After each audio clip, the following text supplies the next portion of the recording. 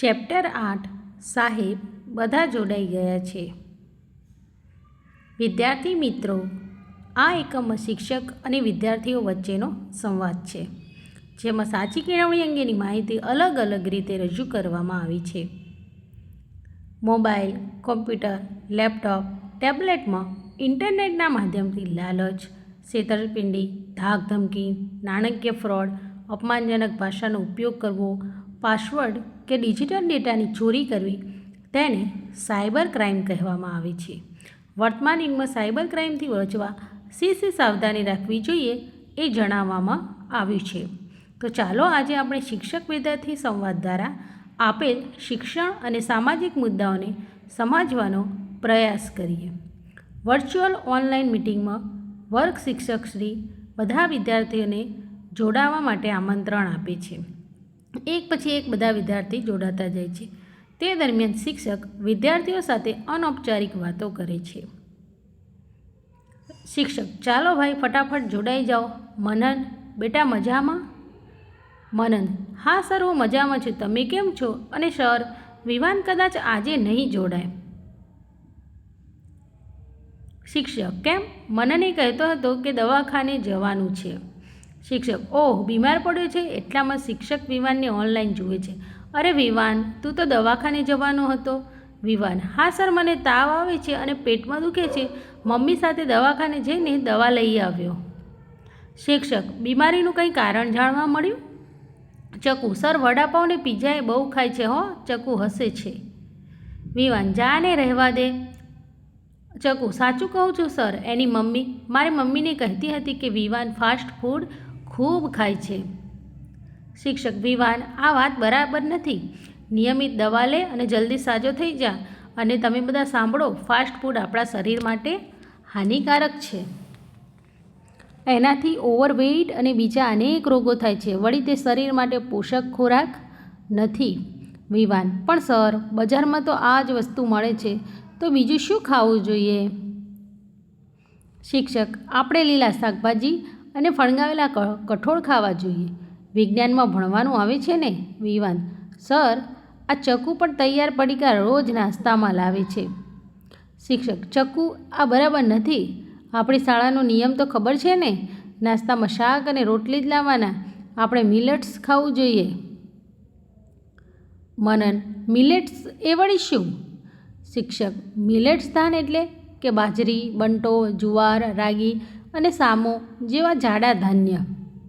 વિદ્યાર્થી: સર, મોરૈયો અને રાજગરો મિલેટ્સમાં આવે? શિક્ષક: હા, ચોક્કસ આવે ને. એ મોટાભાગે આપણે ત્યાં ઉપવાસમાં ખવાય છે. આ બધા જાડા ધાન્ય કહેવાય. મનન: સર, આ મિલેટ્સ ધાન ખાવાના કોઈ લાભ ખરા? શિક્ષક: અરે લાભનું તો પૂછો જ માં. આપણા શરીરને અનેક લાભ થાય છે. ડાયાબિટીસ મટે છે. ઓવરવેટ હોય કે ઓબેસિટીનો પ્રોબ્લેમ હોય તો તેમાં રાહત મળે છે. મિલેટ્સ ખાવાથી પૂરતા પ્રમાણમાં શરીરને ફાઇબર મળી રહે છે. ફાઇબર પાચન ક્રિયા માટે અતિ ઉપયોગી ઘટક છે. હૃદય સ્વસ્થ રહે છે અને બ્લડ પ્રેશરને કંટ્રોલમાં રાખે છે. તેથી જ મિલેટ્સ ન્યુટ્રિશનને ચમત્કારિક અનાજ પણ કહેવામાં આવે છે. રાજેશ: સર, ચમત્કારિક અનાજ એટલે? શિક્ષક: જે ખાવાથી શરીરને ફાયદો થાય તે અનાજ ચમત્કારિક કહેવાય. સાંભળો, કિડની, લીવર જેવા મહત્ત્વના અંગોથી રક્ષણ થાય તેમજ ઇમ્યુની સિસ્ટમ ઉત્તમ રીતે કામ કરે છે. વળી અસ્થમા, એસિડિટી, કેન્સર જેવા રોગોને દૂર રાખે છે. અંગદ: ઓહો, આટલા બધા ફાયદા થાય છે? ત્યારે તો ચમત્કારિક અનાજ કહેવાય હો. શિક્ષક: હા ચોક્કસ.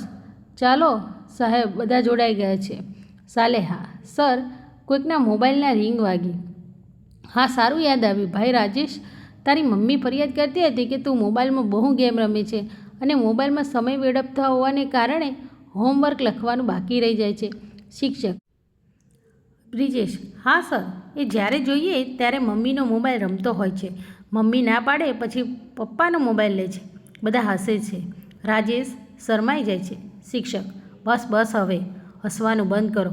માત્ર રાજેશ નહીં, તમે બધા જ મોબાઈલમાં ગેમ રમો છો અને એની બધી ખબર છે. તમે જાણો છો, ઘણીવાર કેટલાક સાયબર અપરાધીઓ અવનવી યુક્તિ પ્રયુક્તિ કરીને વિડીયો બનાવીને વાયરલ કરી દેવાની ધમકી આપતા હોય છે.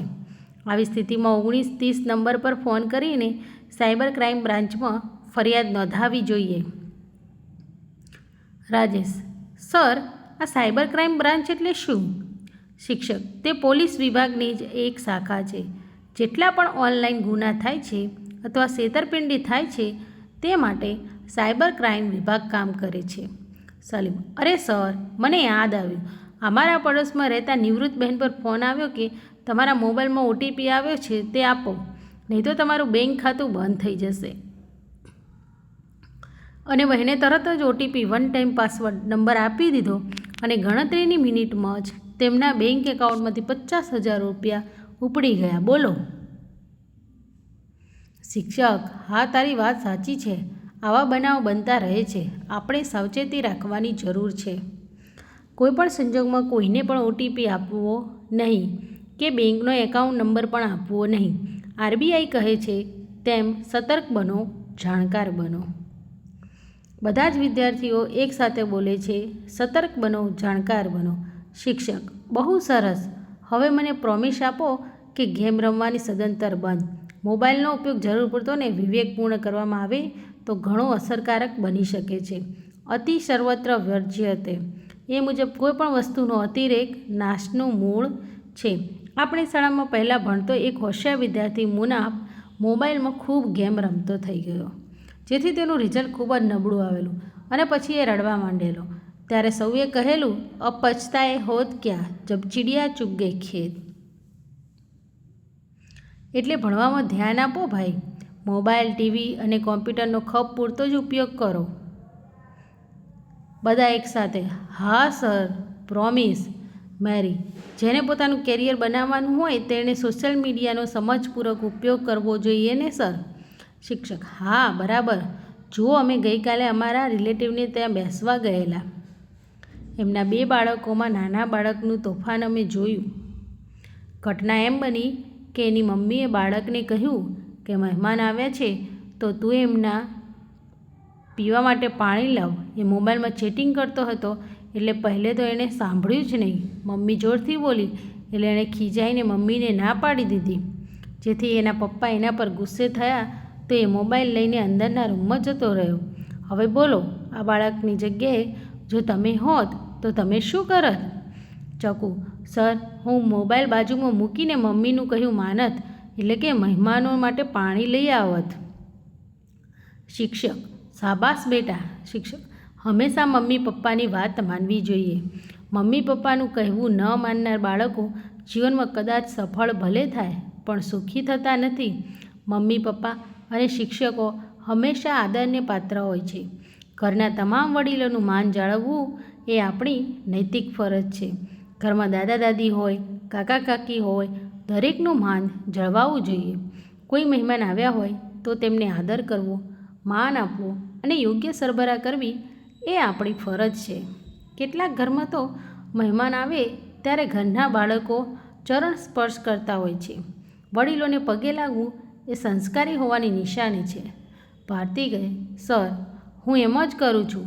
શિક્ષક: સરસ. આપણે સારા માણસ બનવાનો પ્રયત્ન કરવો જોઈએ. આ દેશને સારા માણસોની અને દેશભક્ત નાગરિકોની ખૂબ જરૂર છે. શિક્ષણ લીધા પછી તમે સંઘર્ષ સામે ટકી રહો, નવી ચેલેન્જ ઉપાડી શકો અને આવેલ મુશ્કેલીનો ગભરાયા વગર સામનો કરી શકો તો તમે લીધેલું શિક્ષણ લેખે લાગ્યું કહેવાય. રંજન: હું મોડી પડી છું, સોરી, હું છેલ્લી છું. સાહેબ, બધા જોડાઈ ગયા છે. રંજન, તું થોડીક જ મોડી છે. બધા જોડાયા ત્યાં સુધી અમે કેટલીક ઉપયોગી વાતો કરી. ચાલો હવે આપણે આજના એકમની ચર્ચા શરૂ કરીએ. સારાંશ: આ એકમમાં શિક્ષક વિદ્યાર્થીઓની સામાજિક સમસ્યાઓ પર ધ્યાન કેન્દ્રિત કરે છે. મોબાઈલ પર ચર્ચા દ્વારા અભિવ્યક્ત કરવામાં આવે છે. અક્ષર જ્ઞાન અને અંગ જ્ઞાન પ્રાપ્ત થવાની સાથે વિદ્યાર્થીઓમાં ઉત્તમ સંસ્કારો કેળવાય એ જરૂરી છે. અહીં સુટેવોનું મહત્ત્વ સમજાવવામાં આવ્યું છે. આહાર વિહારમાં રાખવાની કાળજી વિશે સમજ આપવામાં આવી છે. સાથે સાથે સોશિયલ મીડિયાનો વિવેકપૂર્ણ ઉપયોગ અંગે સૂચન કરવામાં આવ્યું છે. શિક્ષક વિદ્યાર્થીઓને સમાજના વિવિધ મુદ્દાઓ પર વિચાર કરવાનો અને જીવન માટે મહત્ત્વની શ્રેષ્ઠ અભ્યાસ પ્રદાન કરવામાં આવ્યો છે. એકંદરે વ્યક્તિગત સ્વાસ્થ્ય સલાહને મહત્વપૂર્ણ સાયબર સુરક્ષા જાગૃતિ સાથે મિશ્રિત કરે છે, જેનો ઉદ્દેશ્ય વિદ્યાર્થીઓને શૈક્ષણિક વિષયો ઉપરાંત વ્યવહારિક જીવન કૌશલ્યો પર ભાર મૂકે છે.